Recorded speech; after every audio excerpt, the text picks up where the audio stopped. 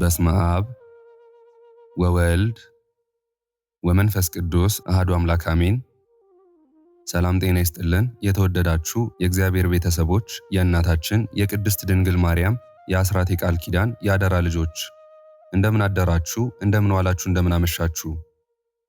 እንኳን ለጌታችን ለመድኃኒታችን ለአምላካችን ለኢየሱስ ክርስቶስ የቅዱስ ዕፀ መስቀል በዓል ለመጋቢት 10 በሰላም በጤና በፍቅር አደረሳችሁ።